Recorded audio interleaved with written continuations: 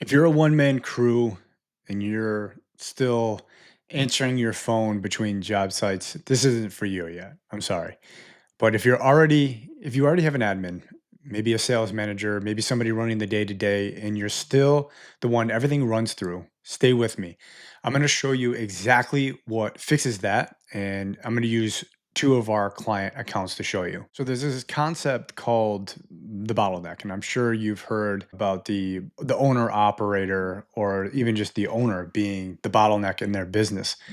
But what I call it is missing operational clarity, because the real problem isn't that you're doing too much, it's that you can't see what's happening across your own team, your own business, without you personally being in the middle of it. And I already know what some of you are thinking before we even go any further. You're probably thinking, I don't need this. I don't need any more dashboards. I don't need more data, another login to check. Maybe you've tried something like this before and it just meant more work, more things to click, and one more thing to babysit. Or maybe you hired somebody to build something out correctly and it didn't go the way that your business actually operates. Or maybe your team barely uses the software you already paid for, and the idea of actually asking them to adopt something new sounds like a fight that you don't even have the bandwidth for. I mean, that makes sense and that's valid. But I want to let you know that most of what gets sold to contractors as systems really is just more screens for someone to stare at. But hold that thought, because by the end of this, you'll see why what we build is built to disappear into the work your team is already doing, not add on to it. And in this video, I'm going to mention what we do at Smart Build Systems, which is sales operations. And some of you are probably going to think, well, we don't miss any leads. We always go on site. Most of the people close with us, anyways, because they want to work with us. I mean, fair enough, but let's actually use numbers instead of what you just believe. An example of that could be what's your average time from when a lead comes in to when someone on your team actually calls them back? Tracked, not guessed, an actual number. Out of the on-site visits your team ran last month, what percentage actually turned into a signed contract as a real number? I'm not talking like a general sense that most of them just go well. Are you qualifying somewhere between 40 to 60% of the leads that actually come in? Or do you not actually know your qualification rate at all? Are you holding 80 to 90% of your scheduled on sites? Or are you having no shows just because something is just something that you've learned to deal with? And here's one that I rarely see anybody check as well is, have you ever compared your close rate on leads that you called back in under 5 minutes against the ones that you waited an hour for? Because the fastest callbacks close more. If that happens, that tells you something uncomfortable, right? It tells you that the reason that they picked you might have been nothing to do with what you had on your social media, but it had everything to do with who dialed the phone first and who answered first. Most owners and team have never pulled a single one of these numbers.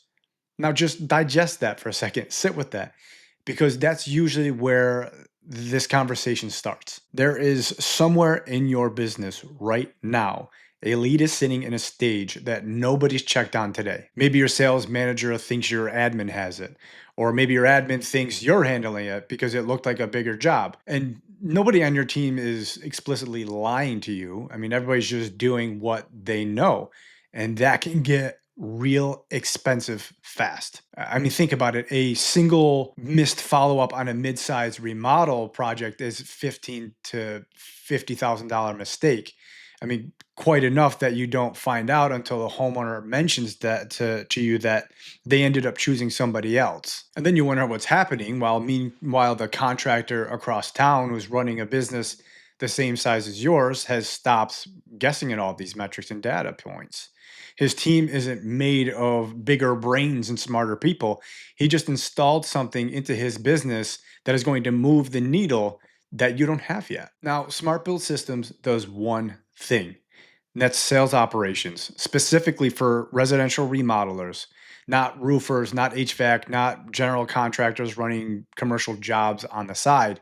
Because a remodeler's sales cycle looks different than a roofer's. There's different decisions, there's different decision makers, there's different job sizes, timelines, and pretending that those are the same business is exactly how you end up with a generic system that that fits nobody. And here's what's constantly going wrong with a lot of these CRM agencies and a lot of these platforms that you have to go out and build. So what we're going to do this properly. For if you signed up with Smart Build Systems today, here's exactly what would happen in order and how long each part actually takes. So in the very first week before we start building anything, we sit down with your team. We meet with your admin, your sales manager, maybe your sales reps, whoever actually touches a lead, and we map out exactly who owns what. It sounds simple, but it almost never is. And that's because most businesses your size have never written your process down. Everyone assumes someone else has it handled, and that assumption is exactly where jobs go missing. There's a coach who works with contractors. He was scaling, I think he was helping contractors scale past 10 million a year. And he put it plainly. I forgot his name, but I have it written right here. It says, if everyone's in charge of something, no one actually is. So for every handoff, we make ownership explicit instead of assumed using one framework. And you may have heard this framework before. It's called the TOADS: task, outcome, actions, deadline, and stakes. What this means is we identify who's doing it, what does done look like, how do they do it, by when, and what happens if it slips. Delegating a task without naming the stakes just means that hope gets it done. Now, by weeks 2 through 4, the sales system itself goes live. And here's what that looks like inside a real account. So, this is a Deck Builders account. This is a real client of ours. This is mid build right now. And I'll be straight with you about that in a second. But this is an automation we built in between the on site being scheduled and the outcome of the on site visit. So, 2 days before the visit, an email will go out automatically. The same day, the text will go out as well. And I'm going to show you now what that looks like from the client's perspective. All right, it's not exactly from the client's perspective, but this is exactly what he received, and it's actually a few days ago. So the lead replied on her own. It was unprompted because it read like somebody who was actually paying attention and communicating with her and not just a bot blast. And nobody on the team sent this message either, any of these messages. Nobody had to remember to do it. And the power behind it is that what this does is it helps us track between the on-site scheduled and the on-site completed, while also guiding that lead to the on-site estimate and what to expect during that visit. And I want to be straight with you here instead of pretending like this is a finished product, because it's actually more useful to show you. This account is live. It's in mid implementation. For example, we already have the lead captures running. And what we're doing right now is we're actually building the survey that he will be using for the on site estimate to collect all the variables he will need in order to create that estimate fast. I'll show you what that looks like right now. So this is what we're building out right now for the survey that the sales rep will be filling out. This is going to collect the variables that are needed to create the estimate, like I said. And it's not just a generic template, it's exactly what he will need. And when working with us, part of what you're paying for isn't just the build itself, it's us staying in it with your team until they're actually using it the way that they need it to be in order to be the most effective. And then we continue to work with you until it runs like a well oiled machine. We're not just giving you a system where we're handing it to you and then you just figure it out all on your own. That's usually the part where other agencies mess up and they skip this step. They leave you standing like a monkey in a computer room staring at dashboards that nobody ever explained to you. And then what happens is then you may want to switch CRMs and then you hire somebody else. They don't build it out correctly. It just becomes a big headache and a bunch of chaos. Now, for remodeling businesses specifically, the stages have to match how your process is and how your clients actually make decisions, not just the generic contractor cookie cutter pipeline. And I want to walk through this with you stage by stage because the depth to this is going to be the point. So here is the pipeline for remodeling.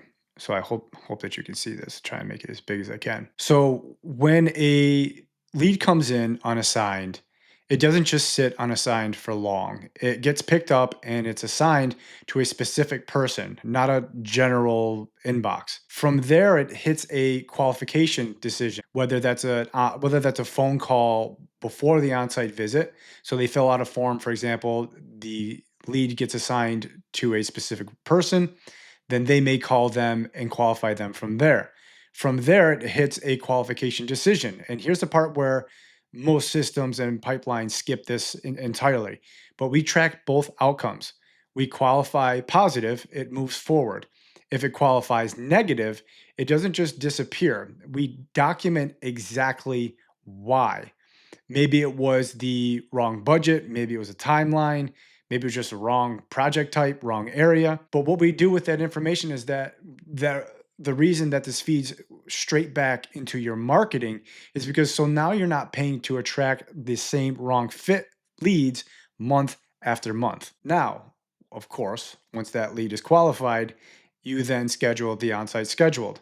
And as I showed you before, that survey would fit right in the middle here. And then once, of course, it's completed, and then this is where remodel kind of splits off from any other trades.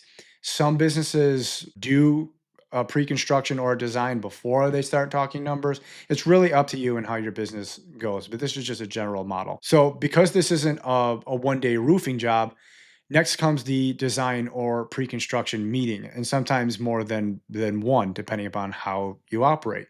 Sometimes the homeowner actually understands what they're getting before you actually send them a number. Now, only after that do you send the estimate to the homeowner. It goes out, it sits in a follow-up window, and when it's approved, that approval is the contract. So there's no separate step, no second document chasing a signature that you may already have. Now, from there, the deposit invoice goes out, the deposit gets paid, and the opportunity is closed and won. Now, the moment a job is won, or maybe the deposit is paid, what will happen is that this triggers a second opportunity created automatically in a separate active job pipeline, starting at the stage what could be called job prep, which is where the handoff to your production team and your project management tool could be. This could be job trend, it could be builder trend, whatever project management software that you use. Now, every one of those stages has an owner attached to it, not you as the owner by default. And everybody has a number tied to it as well. For example, qualification rate.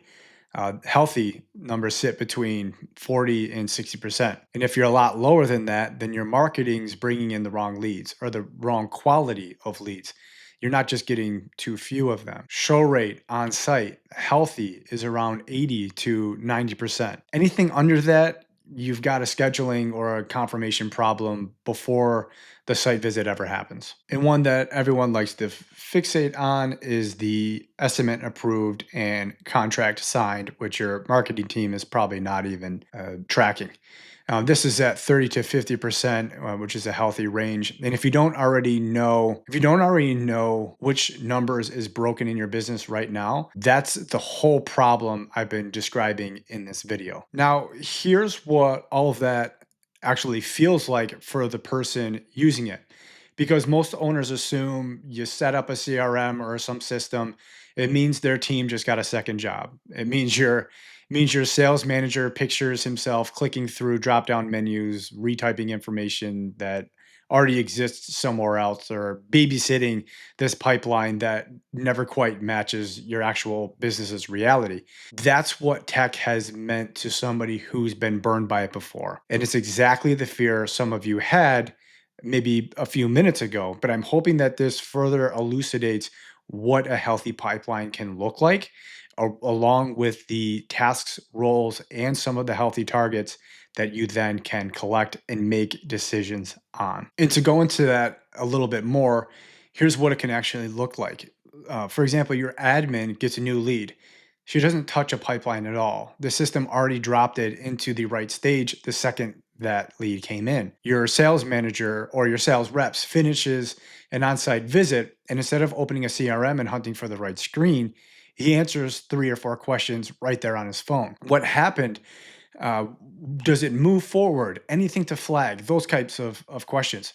That's it. The system moves the stage on its own. It notifies whoever is next in line and it timestamps everything. So nobody has to remember who was supposed to do what. Pipeline hygiene isn't a chore that someone remembers to do on a Friday afternoon. It's just a byproduct of what your team is already doing on the jobs that they already do. That's the whole point of building a system around your team instead of building it or having some snapshot cookie cutter software piece that you build and then you just hand it off to them. The tech disappears when you set it up this way.